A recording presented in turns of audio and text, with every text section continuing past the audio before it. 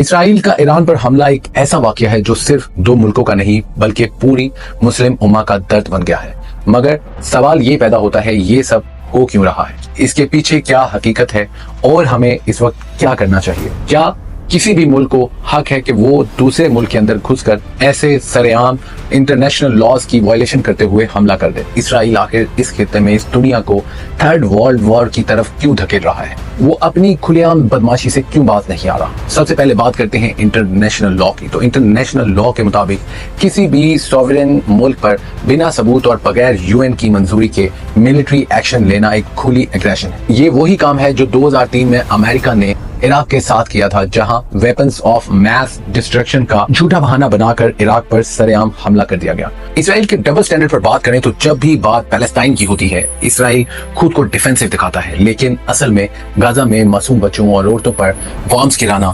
Hospitals, schools اور ambulances کو نشانہ بنانا، 2024 میں رفح میں ریفیوجی کیمپ پر ایئر سٹرائک میں 40 سے زیادہ لوگوں کو شہید کرنا، کیا یہ ڈیفینس ہے؟ کیا یہ کھلے عام دہشت گردی نہیں ہے؟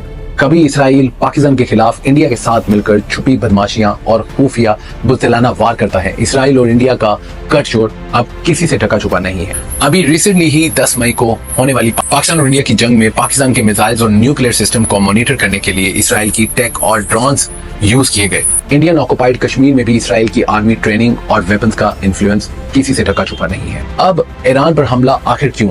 آخر اسرائیل کو ہی پوری دنیا میں کسی بھی مسلم ایٹامک پاور سے خطرہ محسوس کیوں ہوتا ہے؟ اسرائیل اس وقت پوری دنیا میں مسلمانوں کے خون کا پیاسا ہوا پڑا ہے۔ اسرائیل نے اس حملے کو ایران کو نیوکلیئر کیپیبلٹی سے روکنے کا بہانہ بنایا، لیکن اصل میں اسرائیل کے مقاصد کچھ اور ہیں۔ اصل میں اسرائیل اپنے گریٹر اسرائیل کا خواب کو پورا کرنے کے لیے ہر اس مسلمان ملک کو کمزور کرنا چاہتا ہے جو اس کے راستے میں آ سکتا ہے۔ ایران ایک ریجنل پاور ہے اور پیلسٹائن کا سب سے بڑا سپورٹر بھی، اس لیے بھی اسرائیل اسے اپنے لیے خطرناک سمجھ رہا تھا۔ اب اسرائیل نے امریکہ کی مدد سے بدماشی کی تمام حدیں کراس کر دی۔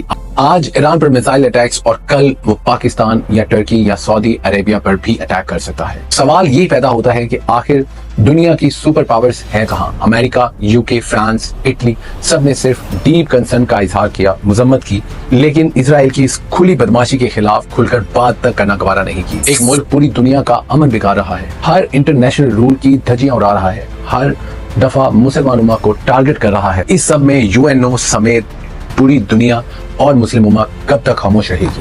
کب تک آخر مسلم امہ شیعہ سنی، تیل، ڈالر اور اقتدار کے جھگڑے میں الجھتی رہے گی؟ کب تک ہم افغانستان، عراق، سیریا، یمن، فلسطین اور اب ایران جیسے ملکوں کی بربادی دیکھ کر خاموش تماشائی بنے رہیں گے؟ افسوس کی بات ہے کہ پوری دنیا 9/11 یعنی ورلڈ ٹریڈ سینٹر پر اٹیک پر تو برملا سکتی تھی، لیکن ایران ہو، مقبوضہ کشمیر ہو یا پھر فلسطین، ان میں معصوم مسلمانوں کا مرنا کسی کیڑے مکوڑوں سے کم نہیں ہے پوری دنیا کے لیے۔ عراق پر حملہ مسلم امہ کے لیے پراپر چیلنج ہے اور آنے والے خطرے کی گھنٹی بھی۔ اگر اب بھی پوری امت مسلمہ یونائٹ نہ ہوئی، خدا نہ خواستہ اگلا نمبر پاکستان، ترکی یا سعودی عربیہ کا بھی ہو سکتا ہے۔ تو تمام مسلمان یہ جان لیں کہ ہم اس وقت ایک کریٹیکل جنکشن سے گزر رہے ہیں۔ پاکستانی، ٹرکش، سعودی اور ملیشین لیڈرشپ سے ڈپلومیٹک یونٹی کا لاجک ڈیولپ ہونا چاہیے۔ اسرائیلی پروڈکٹ کا بائیکاٹ پوری دنیا میں اسپیشلی امت مسلمہ میں ہونا چاہیے، پر ان کے خلاف سوشل اویئرنیس جتنی بڑھا سکتے ہیں بڑھائیں۔ یہ صرف ایران کا مسئلہ نہیں، یہ پوری امت مسلمہ کا مسئلہ ہے۔ آج ایران تھا اور کل ہم، ہمارے ملک اور خدا نہ خواستہ ہمارا گھر بھی اس کا نشانہ بن سکتا ہے۔ جب تک ہم مسلم امہ ایک نہیں ہوں گے، دشمن انڈیا ہو یا اسرائیل، ہمارا کافر دشمن ہمیشہ ہمیں توڑ کر مارتا رہے گا، کیونکہ اللہ عز و جل کا وعدہ ہے اور جب تم ایک ہو جاؤ تبھی تم ان کے خلاف کامیاب ہو سکو گے۔ اپنا بہت سا خیال رکھیے گا۔ نئے ویڈیو میں نئے کنٹینٹ کے ساتھ دوبارہ حاضر ہوں گے، تب تک کے لیے اللہ حافظ۔